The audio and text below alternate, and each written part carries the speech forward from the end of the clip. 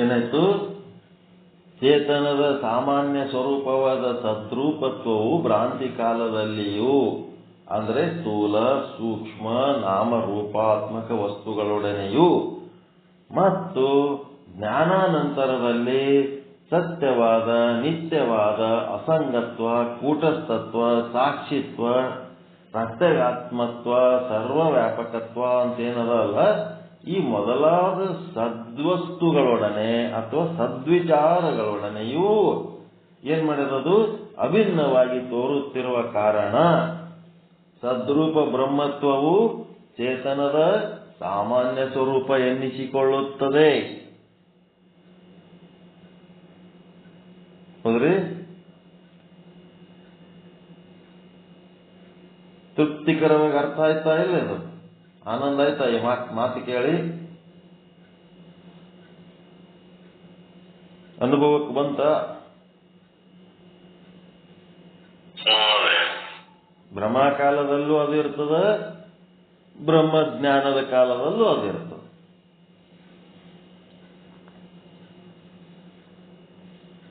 ಅದಕ್ಕೆ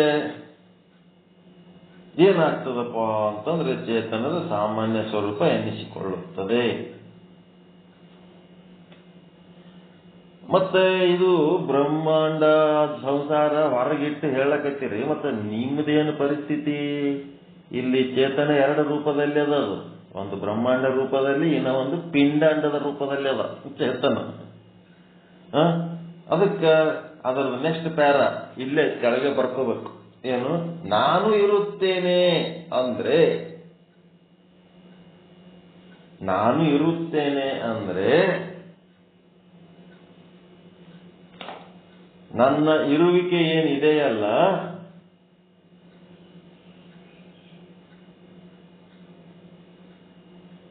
ನನ್ನ ಇರುವಿಕೆ ಏನಿದೆಯಲ್ಲ, ಇರುತ್ತೇನೆ ಅನ್ನೋದೇನದಲ್ಲ, ಇರುವಿಕೆ ಏನಿದೆಯಲ್ಲ ಅದು ಎದರದು? ಆತ್ಮದ, ದೇಹದ, ನಾಮರೂಪದ, ಆತ್ಮದ ಇರುವಿಕೆ. ನಾನು ಇರುತ್ತೇನೆ ಅಂದ್ರೆ ನನ್ನ ಇರುವಿಕೆ ಏನಿದೆ ಅಲ್ಲ ಅದು ಆತ್ಮದ್ದು. ಮತ್ತು ನಾನು ಎನ್ನುವುದು ಮಿಥ್ಯವಾದ ನಾಮರೂಪದ ತೋರಿಕೆಯದು. ನಾನು ಎನ್ನುವ ತೋರಿಕೆ ಏನದಲ್ಲ, ನಾನ್ರಿ ಅಂತೇಳಿ ತೋರಿಸ್ತಿರಲ್ಲ ನಿಮ್ಮ ಶರೀರದ ಗಾತ್ರ ಆಕಾರ, ಆಕಾರ ಗಾತ್ರ ಬಣ್ಣ ನಾಮರೂಪ ಏನು ತೋರಿಸ್, ನಾನು ಎನ್ನೋದು ಏನದಲ್ಲ ಮಿಥ್ಯವಾದ ನಾಮರೂಪಾತ್ಮಕವಾದ ತೋರಿಕೆ ಅಷ್ಟೇ. ಅದು ಆಕ್ಚುಲ್ ತೋರಿಕೆಯಲ್ಲಿ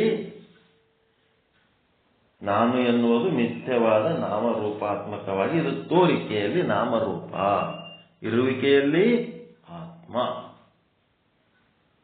ಕಲ್ಯಾಣಪ್ಪವರು ಅಂತಂದ್ರೆ ತೋರಿಕೆಯಲ್ಲಿ ಅವರದು ನಾಮರೂಪ, ಬಾಗಲಕೋಟೆಯವರು ಮತ್ತೆ ನಾಮ ಹೆಸರು ಏನ್ ತಗೋತೀರಿ ಅದೆಲ್ಲ ನಾಮರೂಪಾತ್ಮಕ, ತೋರಿಕೆಯಲ್ಲಿ ಮಾತ್ರ, ಅದಕ್ಕೆ ಇರುವಿಕೆ ಇಲ್ಲ.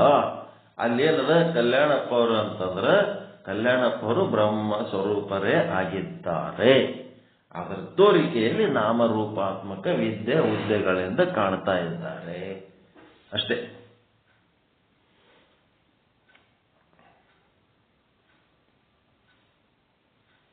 ಎಲ್ಲ ನಾಮರೂಪಗಳು ತೋರಿಕೆಯಲ್ಲಿ ಅದಾವ, ಇರುವಿಕೆಯಲ್ಲಿ ಬ್ರಹ್ಮನೇ ಅದಾವ. ಅದಕ್ಕೆ ಅನುಭವಕ್ಕೆ ಬಂದ್ರೆ ಇದು ಎಲ್ಲದರದ ಇರುವಿಕೆ ಬ್ರಹ್ಮ, ತೋರಿಕೆಯಲ್ಲಿ ನಾಮರೂಪಗಳು. ವ್ಯವಹಾರಕ್ಕೆ ಬೇಕಲ್ಲ ನಾಮರೂಪಗಳು, ವ್ಯವಹಾರಕ್ಕೆ ಬೇಕಲ್ಲ. ಒಬ್ಬ ಪುಣ್ಯಾತ್ಮ ಪರಮಾತ್ಮನ ಕುರಿತು ತಪಸ್ ಮಾಡಿದ್ನಂತ. ಏನಂತ? ಏನ್ ಮಾಡಿಟ್ಟಿದೆ ಜಗತ್ತು? ಒಂದ್ ಸ್ವಲ್ಪ ಪರ್ಫೆಕ್ಟ್ ಇಲ್ಲ, ಇಂಪರ್ಫೆಕ್ಟ್ ಜಗತ್ತ. ಒಬ್ಬೊಬ್ರು ನೋಡಿದ್ರ ಭಯಂಕರ ಸ್ಮಾರ್ಟ್ ಅದರ, ಒಬ್ಬೊಬ್ರು ನೋಡಿದ್ರ ಕೆಟ್ಟ ಕುರೂಪಿಗಳದಾರ, ಒಬ್ಬೊಬ್ರು ನೋಡಿದ್ರೆ ಬೆಳ್ಳಗದಾರ, ಒಬ್ಬೊಬ್ರು ನೋಡಿದ್ರೆ ಕರ್ರಗದಾರ, ಒಬ್ರು ಎತ್ತರ ಅದಾರ, ಒಬ್ಬರು ಗಿಡ್ಡಕ್ಕದಾರ. ಏನ್ ಮಾಡಿಟ್ಟಿದೆಲ್ಲ ಒಂದರೆ ಚಂದದವ ಅಂತ. ಏನ್ ಮಾಡ್ಬೇಕು ಅನ್ನಂತ. ಏನ್ ಮಾಡ್ಬೇಕು ಅಂತಂದ್ರೆ ಎಲ್ಲ ಓಸುಕ ನೀನು ಸೃಷ್ಟಿಕರ್ತ ಒಬ್ಬನೇ ಅದಿ ಅಂತಂದ್ಮೇಲೆ ಎಲ್ಲ ಒಂದೇ ರೂಪ ಮಾಡಿ ಇಟ್ಬಿಡು ಅನ್ನಂತ. ಓಸು ಒಂದೇ ರೂಪ ಮಾಡಿಡು ಅಂದ. ಬ್ಯಾಡಪ್ಪ, ನಾ ಮಾಡಿದ್ದು ಕರೆಕ್ಟ್ ಅದ, ನೀ ಸುಮ್ಮಿರು, ಅದರ ಕೈ ಹಾಕ್ಲಕ್ ಹೋಗ್ಬೇಡ. ಇಲ್ಲ ಇಲ್ಲ, ಎಲ್ಲ ಓಸು ಒಂದೇ ರೂಪ ಮಾಡಿಡು ಅನ್ನಂತ. ಇಲ್ಲಂದ್ರೆ ನಾ ತಪಸ್ ಹಂಗೆ ಕಂಟಿನ್ಯೂ ಮಾಡ್ತೀನಿ ನೋಡನ್ನಂತ. ಬ್ಯಾಡ್ ಬಿಡಪ್ಪ, ಮತ್ತೆ ಹೊಳ್ಳಿ ಬರ್ಬೇಕಾಗ್ತದ ನೋಡು, ಬೇರೆ ಬೇರೆ ರೂಪ ಮಾಡು ಅಂತೇಳಿ ನೀನೇ ಮತ್ತೆ ತಪಸ್ಸಿಗೆ ಕೂಡ್ಬೇಕಾಗ್ತದ. ಹಂಗಾಗ್ತದ. ಎಲ್ಲ ಓಟು ಒಂದೇ ರೂಪ, ಅತ್ಯಂತ ಸ್ಮಾರ್ಟ್, ಸೂಪರ್ ಸ್ಮಾರ್ಟ್ ಮಾಡಿ ಇಟ್ಬಿಡು, ಎಲ್ಲರಿಗೆ ಚಂದ ಮಾಡಿ ಇಟ್ಬಿಡು. ನಾವು ಮತ್ತೆ ಕೇಳಕೋತೀವಿ, ಎಲ್ಲರೂ ಚಂದ ಆದ್ಮೇಲೆ ನಿನಗೆ ಕೇಳ್ತೀವಿ ನಾವು. ಆಯ್ತು, ಏನಾಯ್ತು ಸಮಸ್ಯೆ? ಎಲ್ಲ ಒಂದೇ ರೂಪದ ಆಗ್ಬಿಟ್ಟು ಜೀವಿಗಳು, ಮನುಷ್ಯ ಜೀವಿಗಳು. ಒಂದೇ ರೂಪ ಅಂದಲ್ಲ. ಒಬ್ಬನ ಮನ್ಯಾಗ ಒಂದು 10 ಹೆಣ್ಣು ಹಡ್ದಿದ್ನತ್ತಮ್ಮ.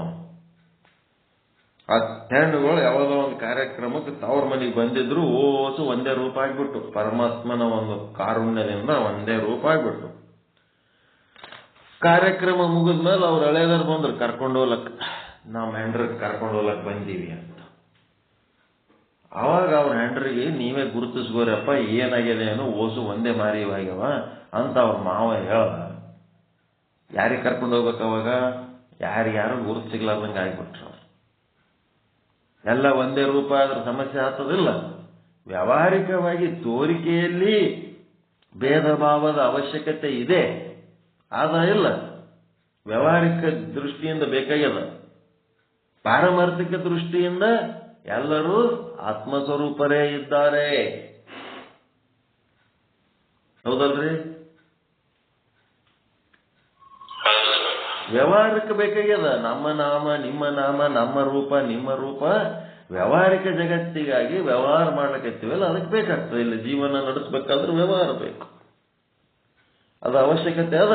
ಭೇದ ಭಾವ ಬೇಕು. ಎಲ್ಲ ಒಂದೇ ಹಚ್ಚಕ್ಕೆ ಯಾವಂದರ ಜೇಬ್ನ ಕೈ ಹಾಕಿ ರೊಕ್ಕ ತಕ್ಕೊಳಕ್ ಹೋದ್ರೆ ಮಾರಿ ಬಿಡ್ತಾರೆ. ವ್ಯಾವಹಾರಿಕ ಜಗತ್ತಿನೊಳಗೆ ಅವೆಲ್ಲ ನಡೆಯಲ್ಲ. ಬಳಸದಿರುವ ಅದ್ವೈತವನ್ನು ಬಾಯದಳು. ಬ್ರಹ್ಮಜ್ಞಾನ ಬಾಯದೊಳಗೆ ಬಳಸಬೇಡ, ಅದು ಒಳಗೆ ಆನಂದ ಹೊಂದೋದಕ್ಕದ.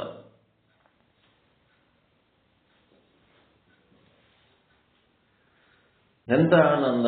ಯಾವನಿಗಾರ ರೊಕ್ಕ ಕೊಟ್ಟಿರ್ತೀರಿ, ಅವ ವಾಳಿ ಕೊಡ್ಲಿಲ್ಲ ಅಂತಂದ್ರ ಬಸವಣ್ಣವ್ರ ವಚನ ಅದಾವ, ಬಂದಡು ಒಂದು ಲೇಸು, ಬಾರದಿದ್ದಡೆ 2 ಲೇಸು. ಬಂದ್ರ ಒಂದು ಚಲೋ ಆಯ್ತು ಅನ್ಬೇಕಂತ, ಬರ್ಲಿಲ್ಲ ಅಂದ್ರೆ ಡಬಲ್ ಚಲೋ ಆಯ್ತು ಅನ್ಬೇಕಂತ. ಮತ್ತೇನ್ ಮಾಡ್ಬೇಕು? ಅಲ್ಲಿ ಉಂಬಡೆಯು ಸಂಘ, ಇಲ್ಲಿ ಉಂಬಡೆಯು ಸಂಘ. ಅಲ್ಲಿನೂ ಅದೇ ಸಂಘನೇ ಉಣ್ತಿರ್ತಾನ, ಇಲ್ಲಿನೂ ಅದೇ ಸಂಘನೇ ಉಣ್ತಿರ್ತಾನ. ಅಂಥದ್ದೇನಾರೇ ನನಗ ಬೇಜಾರು ಮಾಡ್ಕೊಂಡು ದುಃಖಿ ಆಜ್ಞೆ ಅಂತಂದ್ರ ನನಗೆ ಅಖಂಡ ಕೂಡಲ ಸಂಗಮನಾಥ ಏನು ಕಾಣ್ತೀನಲ್ಲ, ಅದಕ್ಕೆ ಧಕ್ಕೆ ಆಗ್ತದ ಅಂತ. ಹಾಗೆ ಆಯ್ತು. ನೆಕ್ಸ್ಟ್ 5ನೇದು ಏನ್ ಬರೀತೀರಿ?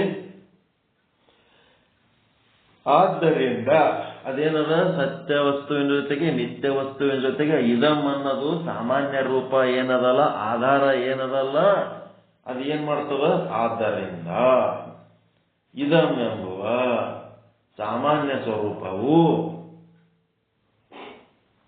ಅಧಿಕ ಕಾಲ ಅಧಿಕ ದೇಶದಲ್ಲಿ ವರ್ತಿಸುತ್ತದೆ. ಎರಡುದ್ರಾಗ ಅದ ಅಂತಂದ್ಮೇಲೆ ಅಧಿಕ ಕಾಲ ಅಧಿಕ ದೇಶದಲ್ಲಿ ವರ್ತಿಸುತ್ತದೆ. ಅಜ್ಞಾನ ಕಾಲದಲ್ಲಿನೂ ಇದಮ್ಮದ, ಜ್ಞಾನ ಕಾಲದಲ್ಲಿ ಇದಮ್ಮದ. ಹೀಗಿದ್ದಕ್ಕೇನಾಯ್ತು? ಸೀರಿಯಲ್ ನಂಬರ್ 5 ದೃಷ್ಟಾಂತ ಏನು? ಆದ್ದರಿಂದ ಇದಂ ಎನ್ನುವ ಚೇತನದ ಇದರದ್ದು ರಜ್ಜುವಿನ ಸಾಮಾನ್ಯ ಸ್ವರೂಪ, ಇದಂ ಎನ್ನುವ ರಜ್ಜುವಿನ ಸಾಮಾನ್ಯ ಸ್ವರೂಪ ಏನ್ ಮಾಡ್ತದೆ? ಅಧಿಕ ಕಾಲ ಅಧಿಕ ದೇಶದಲ್ಲಿ ವರ್ತಿಸುತ್ತದೆ. ಈ ಕಡೆ ಏನ್ ಬರ್ಕೊತೀರಿ?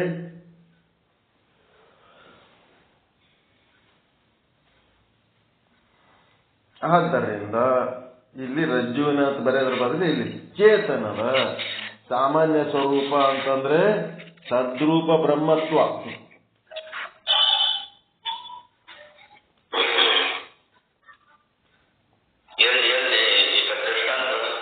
ಈ ಕಡೆ ದೃಷ್ಟಾಂತದೊಳಗ ಆದ್ದರಿಂದ ರಜ್ಜುವಿನ ಇದಂ ಅಂದ್ರೆ ಸಾಮಾನ್ಯ ಸ್ವರೂಪವು ಅಧಿಕ ಕಾಲ ಅಧಿಕ ದೇಶದಲ್ಲಿ ವರ್ತಿಸುತ್ತದೆ. ಇದು ಒಂದು. ಈ ಕಡೆ ಸಿದ್ಧಾಂತದಾಗ ಏನ್ ಬರಿಬೇಕು? ಆದ್ದರಿಂದ ಚೇತನದ ಸಾಮಾನ್ಯ ಸ್ವರೂಪವಾದ ಸದ್ರೂಪ ಬ್ರಹ್ಮತ್ವವು ಅಧಿಕ ಕಾಲ ಅಧಿಕ ದೇಶದಲ್ಲಿ ವರ್ತಿಸುತ್ತದೆ.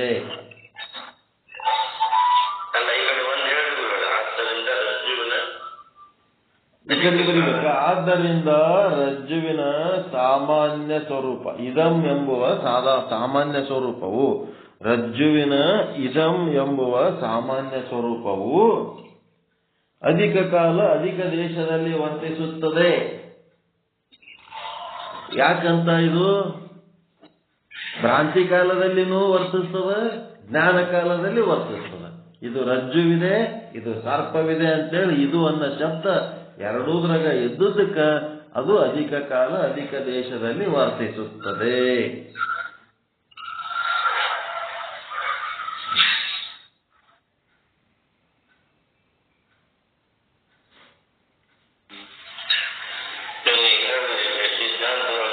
ಸಿದ್ಧಾಂತದೊಳಗೆ ಏನ್ ಬರಿಬೇಕು?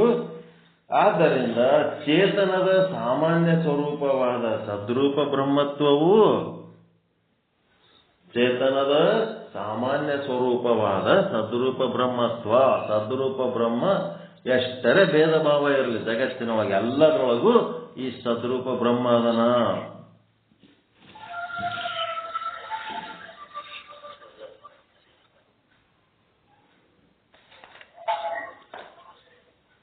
ಮಣಿಗಣ ಸೂತ್ರದಂತೆ ಎಷ್ಟರ ಭೇದ ಭಾವಗಳಿದ್ರೂ ಸಹಿತ ಯಾವ ಮಣಿಗಳಿದ್ದಂಗ ಎಲ್ಲದರೊಳಗೂ ನಾವು ಬ್ರಹ್ಮ ಸೂತ್ರದ ರೂಪದಲ್ಲಿ ಅದನ್ನು ಚೇತನದ ಸಾಮಾನ್ಯ ಸ್ವರೂಪವಾದ ಸದ್ರೂಪ ಬ್ರಹ್ಮತ್ವವು ಅಧಿಕ ಕಾಲ ಅಧಿಕ ದೇಶದಲ್ಲಿ ವರ್ತಿಸುತ್ತದೆ. ಬರೇ ಬ್ರಾಹ್ಮಣರ ಬಲ್ಲಿ ಅದನ್ನ ಬ್ರಹ್ಮ, ಶೂದ್ರರ ಬಲ್ಲಿ ಇಲ್ಲ, ಕ್ಷತ್ರಿಯರ ಬಲ್ಲಿಲ್ಲ, ವೈಶ್ಯರ ಬಲ್ಲಿಲ್ಲ. ಬರೀ ಗಣಮಕ್ಕಳ ಬಲ್ಲಿ ಅದನ್ನು ಬ್ರಹ್ಮ, ಹೆಣ್ಮಕ್ಕಳ ಬಲ್ಲಿ ಇಲ್ಲ. ಬರೀ ಶ್ರೀಮಂತರ ಬಲ್ಲಿ ಅದನ್ನು ಬ್ರಹ್ಮ, ಬಡವರ ಬಲ್ಲಿ ಇಲ್ಲ. ರೂಪ ಭೇದ, ಬರೇ ಸುಂದರವಾದ ವಸ್ತುಗಳನ್ನ ಕುರೂಪದಲ್ಲಿ ಇಲ್ಲ. ಸದ್ರೂಪ ಬ್ರಹ್ಮ ಎಲ್ಲದರೊಳಗೂ ಅದನ್ನು. ಬರೇ ಪೂಜ್ಯ ವಸ್ತುಗಳಲ್ಲಿ ಅಷ್ಟೇ ಅದನ್ನ, ತ್ಯಾಜ್ಯ ವಸ್ತುಗಳಲ್ಲಿ ಇಲ್ಲ. ಆಕಾರದಲ್ಲಿ ಅಷ್ಟೇ ಅದನ್ನ, ನಿರಾಕಾರದಲ್ಲಿ ಇಲ್ವಾ? ಅದನ್ನ ಇಲ್ರಿ ಎಲ್ಲದ್ರಾಗ. ಸದ್ರೂಪ ಸಾಮಾನ್ಯ ರೂಪ, ಸದ್ರೂಪ ಬ್ರಹ್ಮ ಅಂದ್ರೆ ಸಾಮಾನ್ಯ ರೂಪ, ಚೇತನದ ಸಾಮಾನ್ಯ ರೂಪ ಅಂದ್ರೆ ಸದ್ರೂಪ ಬ್ರಹ್ಮ. ಈ ಸದ್ರೂಪ ಬ್ರಹ್ಮನೇ ಈ ಮಿಥ್ಯಾ ಜಗತ್ತಿಗೆ ಆಧಾರ ಆಗ್ಯಾನ. ಇಷ್ಟಾಕಲ್ಲ ಇವತ್ತು. ಸಾಮಾನ್ಯ ರೂಪ ಅಂದ್ರೆ ಮುಂದೆ ವಿಶೇಷ ರೂಪ ಅಂತ ಬರ್ತದೆ ನಾಳೆ.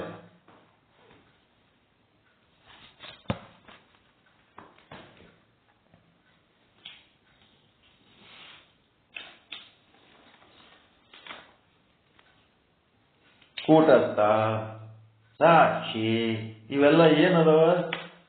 ಚಿದ್ರೂಪ, ತಿಳ್ಕೊಳ್ಳೋದು.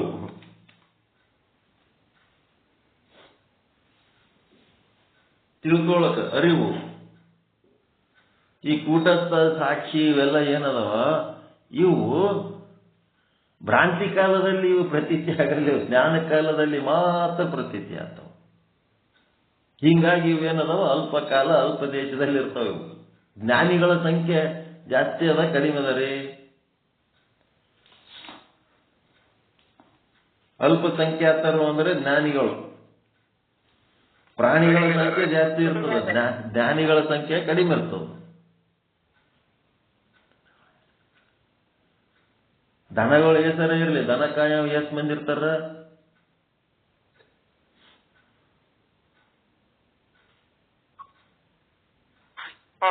ಒಬ್ಬನೇ ಇರ್ತಾನೆ ದನ ಕಾಯ, ಜ್ಞಾನಿ.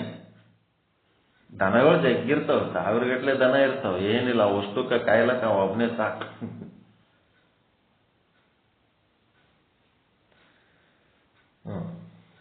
ಏನಾದ್ರು ಸ್ವಲ್ಪ ಅನುಭವಕ್ಕೆ ಬಂತ ಸದ್ರೂಪ ಬ್ರಹ್ಮತ್ವ ಎಲ್ಲಾ ಕಡೆ ಇದ್ದವನು, ಇದಮ್ದ ಸಾಮಾನ್ಯ ಸ್ವರೂಪ. ಅಧಿಕ ಕಾಲ ಅಧಿಕ ದೇಶದಲ್ಲಿದ್ದವನು ಆ ಚೇತನ ಬ್ರಹ್ಮಚೇತನನೇ, ಸದ್ರೂಪ ಬ್ರಹ್ಮತ್ವನೇ ಎಲ್ಲ ಸಂಸಾರಕ್ಕ ಅದು ಮಿಥ್ಯವಾಗಿರ್ಬೋದು, ಮತ್ತೆ ಸತ್ಯವಾದ ಬ್ರಹ್ಮ ಸ್ವರೂಪ ಇರ್ಬೋದು, ಎಲ್ಲದಕ್ಕೂ ಅವನೇ ಆಧಾರದನ. ಬೈಲಕತನ ಅವನಿಗೂ ಸದ್ರೂಪ ಬ್ರಹ್ಮನೇ ಆಧಾರದನ. ನಿಮಗೆ ಹೊಗಳಲಕತನ ಅವನಿಗೂ ಸದ್ರೂಪ ಬ್ರಹ್ಮನೇ ಆಧಾರದನ. ಆ ಬೈಯ ಒಂದು ಹೊಗಳ ಒಂದು ಶಬ್ದದ ಕಡೆ ಲಕ್ಷ್ಯ ಕೊಡಬೇಡ್ರಿ, ಅವರಿಗಿಬ್ಬರಿಗೆ ಆಧಾರವಾಗಿರುವಂತ ಬ್ರಹ್ಮನ ಕಡೆ ಲಕ್ಷ್ಯ ಕೊಟ್ರಿ ಅಂತಂದ್ರೆ ನಿಮಗ ಏನಾಗ್ತದಂದ್ರ ಮೋಕ್ಷದ ಸ್ಥಿತಿಯಲ್ಲಿ ಅದಿರಿ ಅಂತ.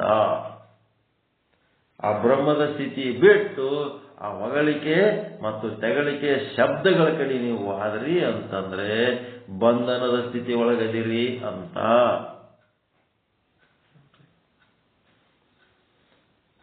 ಎಲ್ಲಿರ್ಬೇಕು ನಾವು?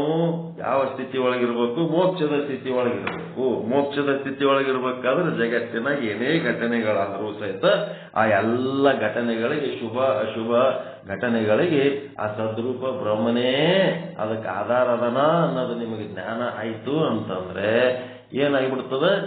ಆರಾಮಿರ್ತೀರಿ. ಆ ಸದ್ರೂಪ ಬ್ರಹ್ಮನನ್ನು ಮಾರ್ತ್ರಿ ಅಂತಂದ್ರೆ ಒಬ್ಬ ಹೀರೋ ಆಗಿ ಕಾಣ್ತಾನ, ಒಬ್ಬ ವಿಲನ್ ಆಗಿ ಕಾಣ್ತಾನ, ಒಬ್ಬ ಒಳ್ಳೆಯವ ಕಾಣ್ತಾನ, ಒಬ್ಬ ಕೆಟ್ಟವ ಕಾಣ್ತಾನ.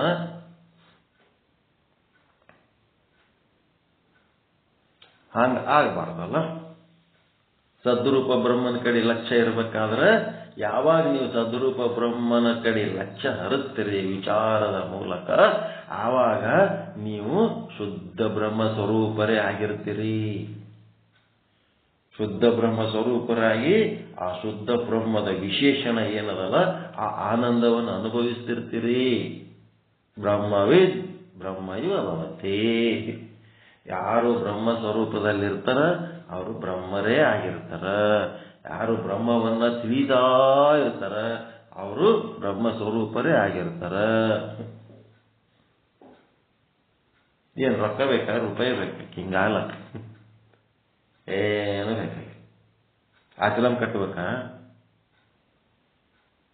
ಆಶ್ರಮ ಕಟ್ಟಿದ್ರೆ ಎಷ್ಟು ಆಶ್ರಮಗಳು ಕಟ್ಟಬೇಕು?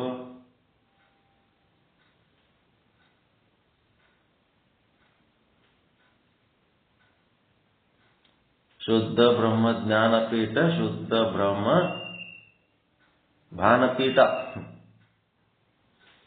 ಶುದ್ಧ ಬ್ರಹ್ಮ ಸ್ವರೂಪ ಜ್ಞಾನಪೀಠ, ಶುದ್ಧ ಬ್ರಹ್ಮ ಸ್ವರೂಪ ಭಾನಪೀಠ, ಮತ್ತೆ ಶುದ್ಧ ಆತ್ಮ ಸ್ವರೂಪ ಜ್ಞಾನಪೀಠ, ಶುದ್ಧ ಆತ್ಮ ಸ್ವರೂಪ ಭಾನಪೀಠ.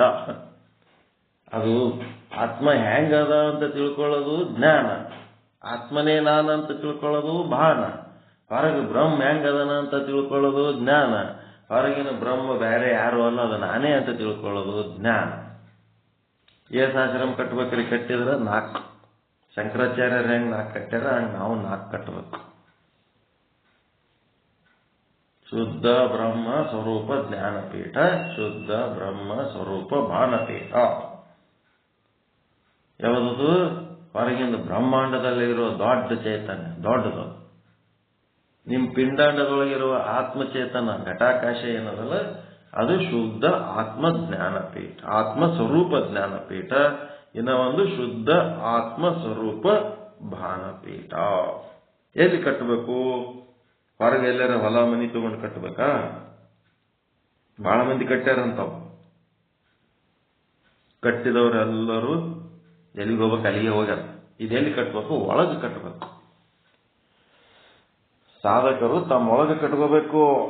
ಒಳಗಿನ ಆಶ್ರಮದ ಸುದ್ದಿ ಮಾತಾಡ್ಲಕತ್ತೀನಿ ನಾನು, ಹೊರಗಿನ ಆಶ್ರಮದ ಅಲ್ಲ. ಮತ್ತೆಲ್ಲರ ಹೊಲ ಫಲ ತಗೊಂಡ್ಕೆ ಆಶ್ರಮ ಕಟ್ಟಂಗ್ ಬರ್ರಿ ಅಂತ ರೊಕ್ಕ ಕೇಳಂಗದ ನಮ್ಗೆ ಗಾಬರಿ ಆಗಿರಿ. ಏನು ಕೇಳಬೇಡ. ಈ 4 ಆಶ್ರಮಗಳು ಒಳಗೆ ಕಟ್ಟಬೇಕು. ಓಕೆ.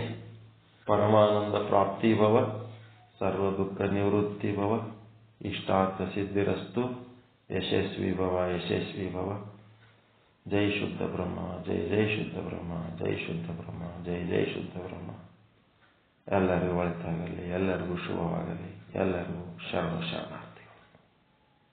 ಏನಾರ ಡೌಟ್ ಅದ ಏನ್ರಿ ಇದ್ರಾಗ? ಇವತ್ತು ಹೇಳ್ತಿರಾಗ